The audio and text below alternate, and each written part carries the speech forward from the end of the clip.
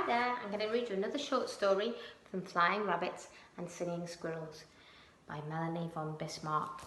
This one is called When the Whole World Slid. Molly had made herself comfortable on the armchair. She lay on her back with her legs up the back of the chair and waggled her feet. "How was school today?" asked Daddy. "I learned that you can walk all around the earth without falling off it." Molly leaned her head back so that she could see her father, who was sitting on the sofa and looked a bit strange from such a funny angle. "It wasn't always like that," he said. "Once upon a time, you could very easily fall off the earth, or rather, slide off it. Because it was only at the last World Regulation Conference that they decided to increase the Earth's gravity so that they could stop people from sliding off it." "Tell me about it," cried Molly. But first her father had to get his strength up by fetching a can of beer from the fridge. Then he put his feet on the coffee table and began the story. Earth's gravity keeps people firmly on the ground so that they can't float away. But in those days, its power was far too weak, and so everything on Earth was much lighter than it is today. That meant that everything kept slipping a bit in the direction of the equator. People in the north slipped towards the south, and the people in the south slipped towards the north. From the equator, you could abseil down a hanging ladder to get to the other half of the world, to Africa, for instance.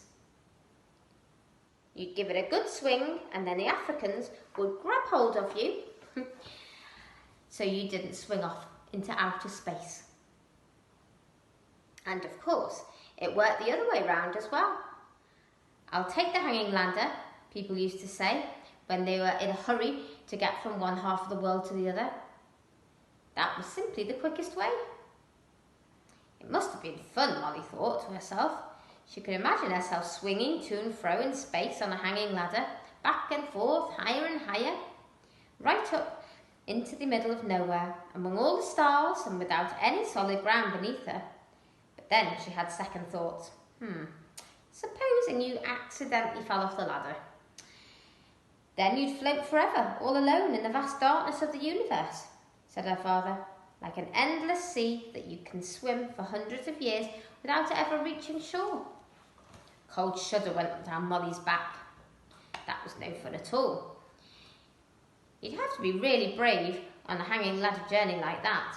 I bet Aunt Elsie would never have dared to do it, she said. Never, agreed her father. Elsie's even scared of going anywhere by boat. Then he continued, it was a very dangerous time. People were always slipping a bit towards the equator and more of them fell right over the edge into outer space. Whole villages slid off, very gradually, so you hardly noticed. And then suddenly, oops, they were floating around weightless in space. Even now nobody knows what happened to the slider offers. Some people say they set up a colony on another planet.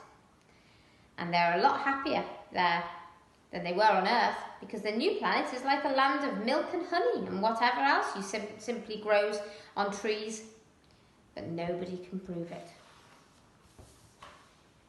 Well, I don't believe it, said Molly, through a mouthful of banana she'd just bitten off. If people were sliding, why didn't they just grab hold of something and stop themselves? Well, they did, said Daddy. As a safety measure, the government had put handles and rails over everything in the town, on park benches, street lights, trees and public buildings, and so people used to move from one handrail to another. It could even be fun, especially for children. Without the force of gravity, they could jump incredibly high. All they had to do was give themselves a good old shove, and it was almost like flying. Some children could jump so high that they didn't get back to Earth until half an hour later. It didn't take them long to get to school because they simply jumped over the houses and they were there. Molly thought about this. My route to school would have been super short, she said. But then I wouldn't be able to buy any sweets on the way and I wouldn't be able to look at all the baby calves in the field. Daddy hadn't finished yet.